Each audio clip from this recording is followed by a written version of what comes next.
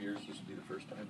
Okay, this is the idea behind that. The players' locker room is their sanctuary. This is a place where the football players go each and every day, and they confide in each other, and they don't have to worry about who's in there. And that's the reason we're doing it. It's for the players.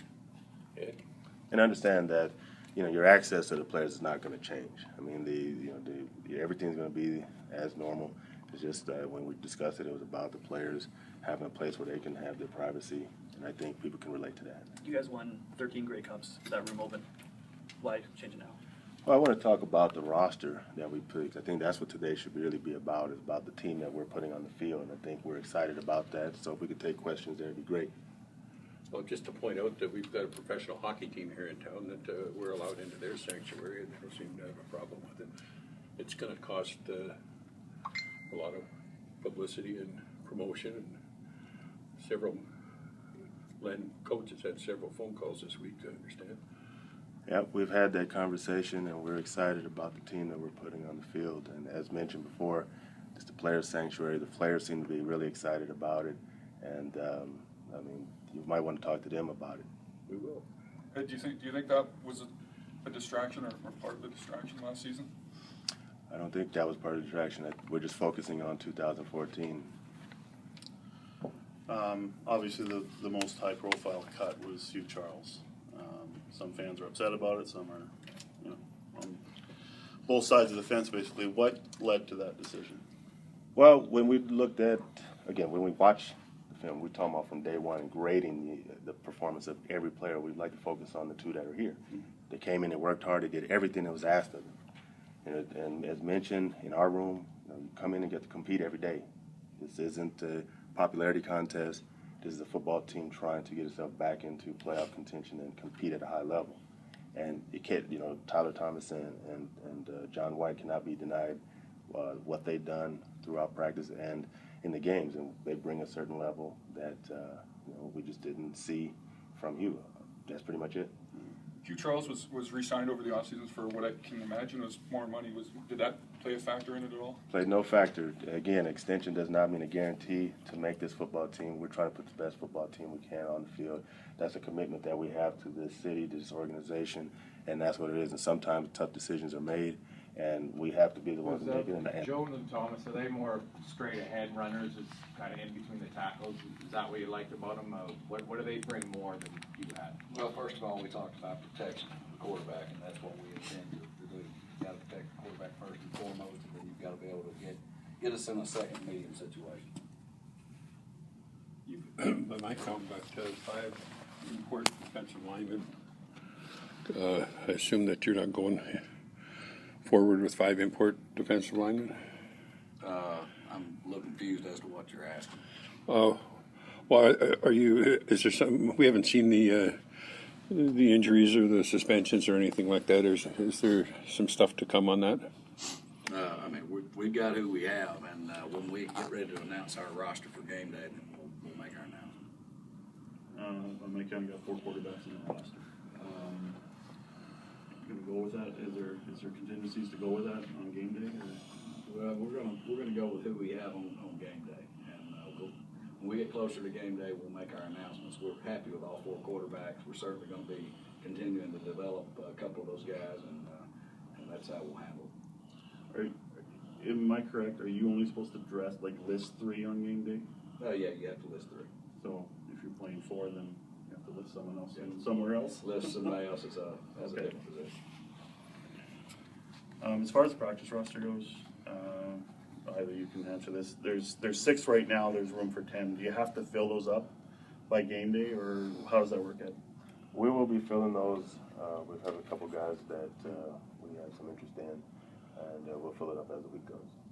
Are any of the cuts you're looking at from around the league, or does that involve that decision making? It's an entire process. All players that are available to us have been evaluated carefully, and again, we will make those decisions as the week goes, and there'll be guys coming in the next few days. Coach, do you plan on going with one kicker, all three, or do you plan on having two guys on the roster and split the duties on game day? Well, we'll have one kicker, and we've got two guys that we feel very confident in, guys that we feel like we can win football games with. And but as of right now, we'll be going with one kicker. Coach, who do you have backing up Armando Sewell at that American team? Well, we have a couple of guys that we feel very confident. First of all, whether it's an American or Canadian or whatever they call the new national, international, whatever. But we have some capable bodies that we feel very confident that if Armando would go down with, that we can win games with. Were you happy with the Canadians on the interior D-line? Absolutely. Yeah. Can you, either of you, make a statement overall about where this team is this year, today, than last year, particularly you, Ed? I mean, again, we're focusing on this year. We feel that we're an improved football team. We feel we're going to be a competitive football team. We're going to be hardworking. We're going to play hard. We're going to play fast.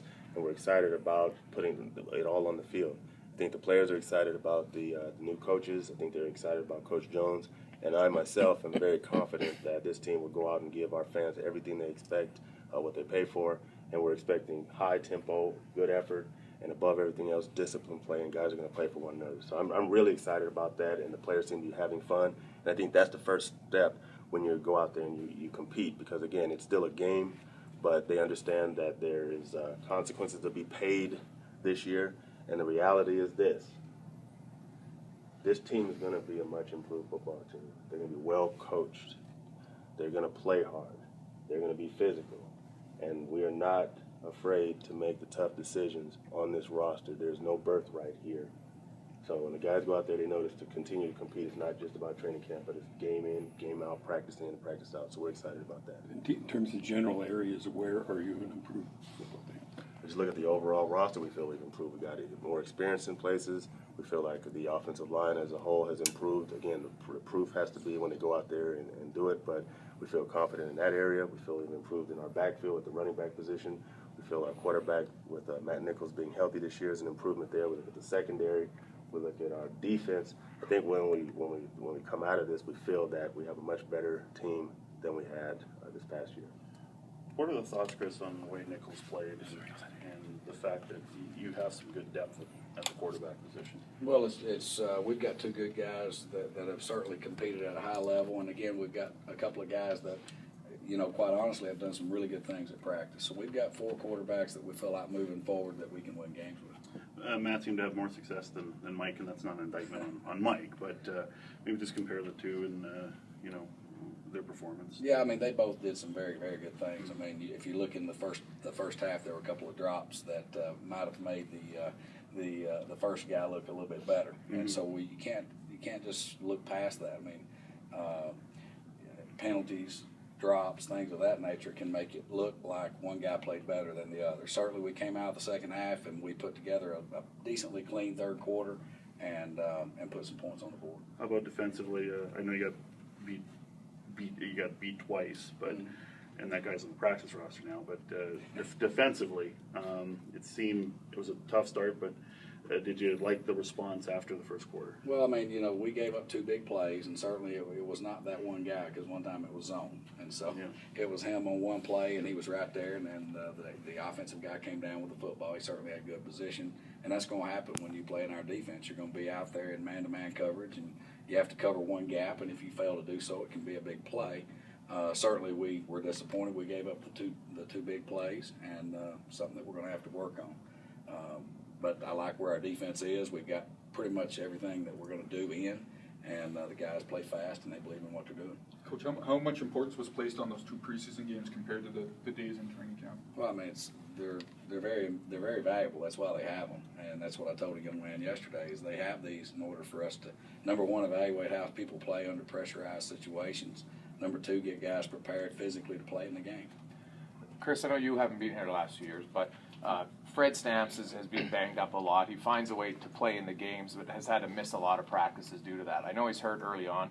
Is that a concern? Receivers get on the other side of 30, and how do you manage that? Do you care if a guy practices and then just shows up for the game, or do you need to see him in both? Well, certainly you want a guy there to prepare, but again, we're going to be smart with all of our players, not just Fred Stamps. We expect them to come out every day and compete and do what they do, and they get paid to practice and play, and certainly game day is the day they've got to be there for sure. I guess, can I ask you that one, because you're the guy who obviously goes and gets talent. Do you need more import receivers just because of Fred's health status the last few years? Well, again, the process is not to just look at one area. It's continuous improvement on the entire roster. I think when we look at our roster, we feel like we're Grey Cup champions. That remains to be seen, but we are going to always continue to go out there and push our scouts and our personnel department to find the best player that can come in and help our roster.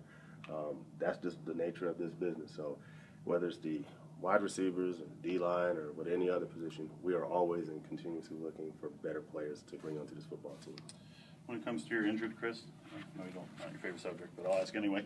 When it comes to game one on Saturday in Vancouver, are you confident that most or all will be back, or how does that sit right now? Yeah, it looks like the biggest majority are going to be available.